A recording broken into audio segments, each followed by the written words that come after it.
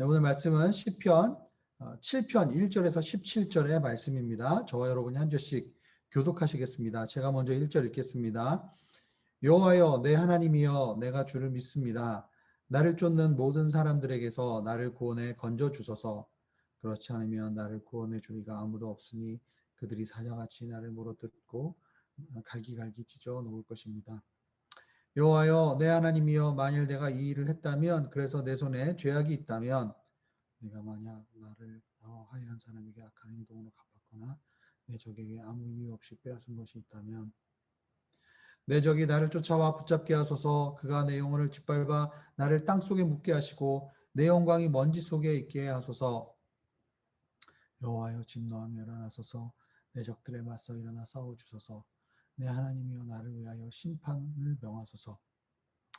민족들 가운데 모인 무리가 주를 에워싸리니 그들을 위하여 높은 자리로 돌아오소서. 여호와께서 그 민족을 심판하시니 여호와여 내 의를 따라 내 안에 있는 성실함을 따라 나를 판단하소서. 악인들의 악을 끊으시고 의인들을 세워주소서. 이는 의로우신 하나님이 마음과 생각을 살피시는 분이기 때문입니다. 내 방패는 마음이 올바른 사람을 구원하시는 하나님께 있도다. 하나님은 공정한 재판장이시요 날마다 악인들에게는 날마다 분노하는 분이십니다. 사람이 뉘우치지 않으면 칼을 가실 것이며 그 활시위를 당겨 준비하십니다. 하나님이 죽이는 무기를 준비하시며 불화살을 당길 채비를 하고 계시도다. 보라, 악인이 악을 품고 있으며 해악을 잉태해 거짓을 낳았도다. 그가 땅을 파서 웅덩이를 만들더니 자기가 만든 구덩이에 자기가 빠졌도다. 자기가 꾸민 재난이 자기의 머리에 떨어지고 그 포악함이 그 정수리에 떨어지리라. 함께 읽겠습니다. 내가 의로우신 여호와를 찬양하고 지극히 높으신 여호와 이름을 노래하리라. 아멘. 네, 1대1 제자 양육을 우리가 하다 보면 하나님의 성품이라는 과가 있습니다. 구원의 확신을 통해서 우리는 주님께서 우리에게 주시는 그 구원을 내가 개인적으로 하나님 앞에 확신을 하게 되고요. 그 다음에 구원의 확신 이어서 하나님의 성품이라는 내용이 나오는데 하나님의 성품은 이렇게 주관적인 확신이 아니라 성경에 나와 있는 하나님의 성품에 대해서 그 하나님의 말씀을 내가 객관적으로 믿는 것이죠. 하나님에 대한 지식, 하나님에 대한 그 알을 객관적으로 우리가 말씀을 통해서 확인하고 그리고 그것을 통해서 하나님을 더욱더 신뢰하고 믿게 되는 것입니다. 하나님의 성품이라는 과에 보면은 무소부재하시는 하나님, 영원하신 하나님, 전지전능하신 하나님 이런 하나님의 추상적인 그러한 성품들이 이렇게 나와 있어요. 그런데 그냥 이걸 이렇게 추상적으로 하나님에 대한 성품을 그냥 이해하고 그치는 것이 아니라 그런 하나님의 성품, 말씀에 나와 있는 그 하나님이 어떠한 분이신가에 대한 그 부분을 묵상을 하고 나서 실제로 나의 삶 속에서 그 영원하신 하나님이 어떤 하나님이신가, 내가 실제 삶의 상황 가운데서 영원하신 하나님이 정말 그분이 영원하신 하나님이시라면 나의 삶 속에서 내가 가지고 있는 내 마음의 상태나 나의 생각의 결정들이나 나의 행동들이 어떻게 바뀔 수 있을 것인가. 이것을 그러니까 하나님과의 인격적인 관계 속에서 그것을 적용해 보려고 하는 것이 하나님의 성품의 핵심입니다.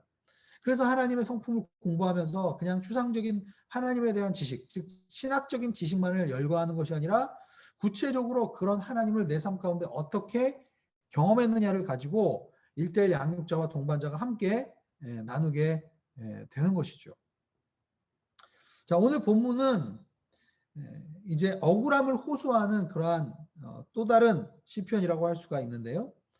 이 시편의 위에 이제 제목이 있는데 어떤 제목입니까?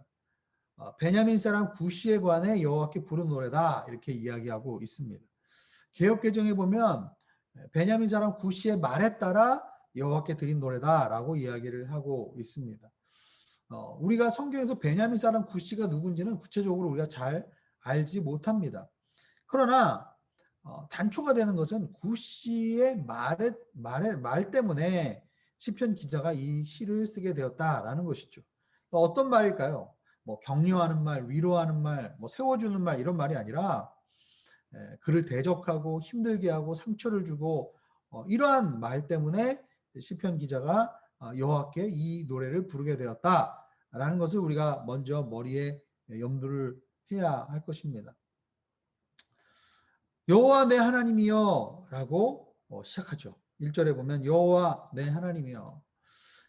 시편에서 시편 기자가 가끔 이렇게 개인적으로 하나님 앞에 토로하고 탄식하고 그리고 억울함을 호소할 때 여호와 내 하나님이여 라고 시작하는 경우들이 있습니다. 하나님이 내가 고난 가운데 어려움 가운데 억울함 가운데 있을 때 나에게 개인적으로 친밀하게 가까이 다가오시는 하나님이시다라는 것을 우리가 알 수 있죠. 그래서 시편 기자는 이러한 상황 가운데서 오히려 더 하나님을 개인적으로 나의 하나님이요 여호와 하나님이시다라고 고백하고 있는 것이죠. 나를 쫓는 모든 사람에게 나를 구원해 건져 주소서. 결국은 지금 시편 기자가 지금 어려워하는 것은 나를 지금 쫓아오는 사람들 때문입니다. 2절에 그들은 어떻습니까? 나를 갈기갈기 찢어놓고 사자같이 나를 물어뜯고 있다라고 얘기했습니다. 얼마나 힘들고 어렵다면 나를 갈기갈기 찢는 사람이다 라고 이야기를 하는지 정말 그 시편 기자의 그 마음을 우리가 같이 느껴볼 수가 있습니다. 3절과 4절에 보면 내가 만약에 진짜 그들이 그렇게 고소하는 그 일을 내가 했다면 내 손에 죄악이 있다면 혹은 4절에 보면 나와 화해한 사람에게 악한 행동으로 갚았거나 내 대적에게 아무 이유 없이 빼앗은 것이 있다면 내 적이 나를 쫓아와 나를 붙잡게 하시고 그들이 내 영혼을 짓밟아 나를 땅속에 묻게 하소서. 내 영광이 먼지 속에 있게 하소서. 사실은 이 3절과 4절에 지금 내가 이런 일을 했다면 내가 이런 불의한 일을 했다면 나를 오히려 그들이 쫓아와서 나에게 나를 짓밟게 하시고 나를 땅에 묻게 하소서. 굉장히 무시무시한 말 아닙니까? 나를 땅에 묻어달라. 그만큼 얼마나 억울하고 정말 그런 것이 있다면 이런 얘기가 나오겠습니까?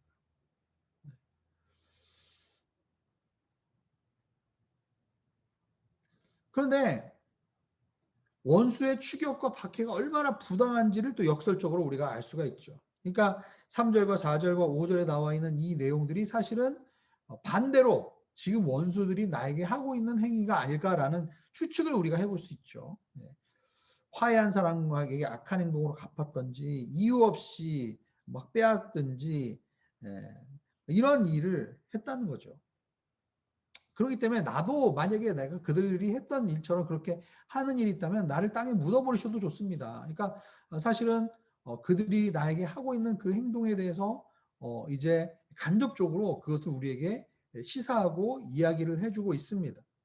어쨌든 그것이 얼마나 억울한지 그리고 그들의 이러한 행동이 얼마나 부당한지에 대해서 하나님 앞에 호소하면서 나를 구원해달라고 건져달라고 지금 호소하고 있습니다. 자, 6절에서 9절에 보면은 이제 더 구체적으로 하나님 앞에 심판의 행위를 해달라고 요청을 하고 있습니다. 6절에 보면 일어나 달라고 얘기하고 있죠. 그리고 싸워달라고 얘기하고 있습니다. 심판을 명해달라고 말씀하고 있습니다. 일어나 주십시오. 맞서서 막아 주십시오. 그리고 주여 이제 깨소서 깨어나소서 이렇게 지금 말씀하고 있는 겁니다. 7절에 보면 민족들 가운데 모인 무리가 주를 에워싸리니 그들을 위하여 높은 자리로 오르소서. 8절에 보면 나를 심판하시고 민족들을 심판하신 대로 나를 판단하소서. 이렇게 하나님 앞에 우리가 억울하고 사실은 부당한 대우를 당하고 그리고 나를 이제 욕하고 비방하고 그리고 저주하고 이러한 말을 듣는다면은 사실은 우리는 어떻습니까? 대부분 그 억울함을 다른 사람에게 이야기를 합니다. 그리고 복수를 하거나 이제 뒤에서 비수를 꽂거나 내가 말로써 화를 다른 사람들에게 그 사람 욕을 함으로써 이렇게 풀어 버리는 경우가 있죠. 그러나 시편 기자는 하나님 앞에 이것을 읍소하고 하나님께서 심판을 해달라고 호소를 하고 있습니다. 왜 그렇습니까? 6절에 보면 내 하나님이여 나를 위해 심판을 명하소서라고 이야기했습니다.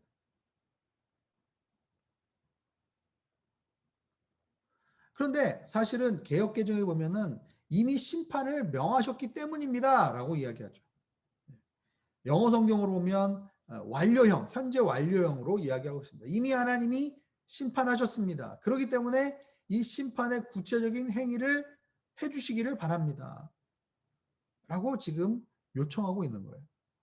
그러니까 주님이 의로우시고 주님이 공의로운 분이라면 하나님은 이미 이 세상 가운데 당신의 말씀으로 이 세상을 지으셨고 그리고 당신의 의로운 기준으로 심판을 명하셨고 심판하셨고 그렇기 때문에 구체적으로 그 심판의 행위들이 나타나기를 원한다라고 이야기를 하는 겁니다. 무슨 얘기입니까? 그냥 마음대로 그냥 복수해달라. 내가 억울하다. 이렇게 얘기하는 것이 아니라 하나님은 의롭게 심판하셨기 때문에 하나님 일어나 주시고 맞서 싸워 주시고 그리고 높은 자리에 오르셔서 정말 판단하여 주시고 라는 그러한 요청을 지금 드리고 있는 겁니다. 근데 특별히 8절 보면은 민족들을 심판하시는 그 주님께서 내 안에 있는 성실함에 따라서 나를 판단해 주소서. 민족들을 심판하시는 그 하나님의 기준. 그러니까 여기서 민족들이라고 했다면 하나님은 예외가 없다라는 거죠. 하나님은 공정하신 분이시다. 미스타파의 하나님이시다. 그런 하나님이 악한 자들을 심판해 주실 뿐만 아니라 동일하게 나도 심판을 하실 것이다. 9절에 보면 주님께서는 마음과 생각을 살피시는 분이십니다. 라고 얘기합니다. 겉으로 나타나는 그런 현상만을 보지 않으시고 그 일에 실제로 동기와 그 배경을 살피시는 그 주님에 대해서 지금 심판을 호소하고 있는 말입니다. 8절에 보면 성실함에 따라 나를 판단하소서. 여기서 성실하다라는 말이 영어 성경으로 보면 integrity라는 말이에요. 그러니까 그냥 단순히 성실하다는 말로만 표현되지가 않죠. 성실, 정직, 의로움 이런 것들이 다 포괄되는 그런 인테그리티의 개념에서 하나님은 우리를 판단하고 계시다. 물론 시편 기자가 100% 완벽하고 의로운 의인이다라고 얘기할 수 없어요. 시편 기자도 분명히 하나님의 기준에 비춰보면은 불의한 부분이 있을 수 있고 죄악이 남아 있을 수 있습니다. 그러나 하나님 앞에 이것들을 호소하고 지금 고백하는 이유는 지금 이 악한 사람들이 나를 하는 그만큼 내가 그 정도로 정말 악한 짓을 했는가 이것을 판단해 달라고 지금 이야기를 하는 거예요. 그러니까 여기서 얘기하는 성실함과 의의 기준은 어떻게 보면 우리가 이야기하는 어떤 추상적이고 어떤 철학적인 그런 의의 개념이 아니라 실제적인 삶 속에서 하나님께서 그것을 살피시고 그리고 그것에 따라서 판단해 달라는 그런 실제적인 요청을 지금 이야기하고 있는 것이죠. 10절에서 13절에 보면 이제 이러한 호소와 이러한 읍소를 지나서 이제 의로우신 그 하나님에 대한 신뢰의 고백으로 나아가는 것을 보게 됩니다. 시편의 이 탄원시를 보면 처음에는 읍소하고 호소하고 정말 막 억울함을 토설하다가 이제 시편 그 중반 이후부터는 하나님의 성품을 묵상하고 하나님이 어떠한 분이신가를 고백하는 것으로 이렇게 넘어오게 되죠. 10절에 보면 내 방패는 마음이 올바른 사람을 구원하시는 하나님께 있도다. 11절에 보면 그분은 공정한 재판장이시고 악인들에게 날마다 분노하시는 분이시다. 그리고 뉘우치지 않는 사람에게 칼을 가시고 활시를 당겨서 준비하고 계신다. 불화살을 당길 채비를 하고 계신다라고 이야기하고 있습니다. 결국은 하나님께서 우리를 심판하시는 그 심판이 나에게 방패가 된다라는 거예요. 하나님을 믿고 하나님을 따르는 사람들에게는 그것이 구원이 되고, 그리고 하나님을 거부하고 하나님을 따르지 않는 자들에게는 그것이 오히려 양날의 검으로서 방패가 오히려 그들을 이제 멸하시는 칼이 되고 무기가 될 수 있다는 거죠. 결국은 하나님의 의로움을 묵상하면서 시편 기자가 자신이 처해 있던 그 어떻게 보면 억울하고 불의하고 공정하지 않은 상황 속에서 그것을 인간적인 어떤 이 쓴뿌리로 인간적인 그런 이제 원수갚음으로 되갚는 것이 아니라 오히려 그 하나님의 의의 기준을 통해서 하나님께서 행하실 앞으로의 심판을 바라보고 하나님께서 의인들을 향해서 행하실 그 구원에 대해서 고백하면서 결국은 하나님께 모든 것을 맡기며 하나님께 나아가는 그 시편 기자의 이제 고백을 보게 됩니다. 14절에서 16절에 보면은 결국은 악인들이 어떻게 될 것인지에 대해서 이제 선포하고 고백하고 있습니다. 14절에 보면 재미있는 표현이 있어요. 악인이 악을 품고 있으며 해악을 잉태 거짓을 낳았도다. 네. 말이 좀 사실은 좀 추상적이라서 어떤 말인지 이해하기가 어렵습니다. 영어 성경을 보면은 이렇게 얘기합니다. 영어 성경을 제가 의역을 해보면 하나님 이 악한 것을 임신하고 있는 사람들이 결국은 나중에 뭐를 출산하냐면 트러블을, 그러니까 문제를 이제 잉태하고 그리고 나중에는 이 환멸을 이제 낳게 됩니다. 그러니까 처음에 이 악한 마음을 품고 시작한 사람이 결국은 나중에 문제를 가져오고 그 문제가 나중에는 환멸까지 간다. 결국은 그 지금 악하고 지금 악을 행하는 사람들이 지금은 괜찮아 보이고 지금은 이제 멀쩡해 보이지만 결국 그들의 어떠한 이러한 악과 이 악행을 통해서 결국은 나중에 문제와 환멸이 나타나게 된다라고 고백하고 있는 거예요. 결국은 그들이 했던 그 악행 때문에 결국은 자기가 웅덩이를 파서 스스로 구덩이에 빠지는 것 같고 결국은 자기가 꾸민 재난이 결국 자기의 머리로 돌아오게 되고 포악함이 그 정수리에 떨어지게 된다. 결국은 하나님의 사람의 입장에서 정말 이 불의한 상황을 대하는 하나님 사람의 태도는 결국 하나님의 그 공의로우심과 하나님의 의로우심 가운데 자신을 하나님께 비춰보고 그리고 회개할 것이 있으면 회개하고 주님께서 원수를 갚아주시고 주님께서 악을 심판하시고 주님께서 실제로 이제 그 일들을 행하여 달라고 요청하고 결국은 악한 사람들의 결국이 어떻게 될 것인가 마지막이 결국은 자기가 파놓은 구덩이에 빠지게 될 것이고 그리고 자기가 꾸민 그 재난이 결국은 자기에게로 돌아오게 될 것이다. 결국은 하나님의 의에 신뢰하면서 하나님의 의로운 심판의 방법에 의지하면은 결국은 어떻게 되는가? 그 의로운 기준 때문에 결국은 악인들이 심판을 당하고 결국 그것이 자기들에게 재난이 되어서 돌아오게 되는 그러한 일이 있을 것이다. 사필기정이란 말이 있지 않습니까? 결국은 그렇게 될 것이다 라는 것을 이야기하고 있습니다. 17절에 보면 내가 의로우신 여호와를 찬양하고 지극히 높으신 여호와 이름을 노래하리라. 결국은 시편 기자가 오늘 본문에서 결국 이 어려움을 이기는 비결은 무엇입니까? 어제 본문에서는 나의 기도에 응답하시는 그 주님을 통해서 믿음을 가지고 결국은 선포하면서 나아갔던 이 시편 기자. 오늘은 하나님의 의로우심을 묵상하면서 그 의로우신 심판이 결국 악인에게 어떠한 영향을 미치고 우리 의인들에게는 어떠한 영향을 미치는지에 대해서 묵상하면서 결국은 하나님을 찬양하며 하나님을 높이며 결국은 하나님께서 행하실 일들을 선포하면서 나아가는 그 시편 기자의 이 영적인 고백이 담겨 있습니다. 오늘 우리가 이 말씀을 기억하면서 우리 기도 제목을 보면서 함께 주님께 기도하며 나아가도록 하겠습니다. 의로운 판단의 칼을 내가 휘두르는지 아니면 주님으로 하여금 하게 하실지 끝까지 견디고 주님께 맡기게 하여 주시옵소서. 하나님의 의로우신 성품으로 지금도 구원과 심판으로 일하고 계심을 믿으며 나아가게 하소서. 악인의 결국은 멸망이 있음을 알고 먼저 판단의 기준을 나에게 정하고 주님 앞에서 나의 모습을 돌아보게 하여 주시옵소서. 이러한 기도 제목 가지고 함께 오늘 묵상한 본문을 묵상하면서 하나님께 기도하며 나가겠습니다.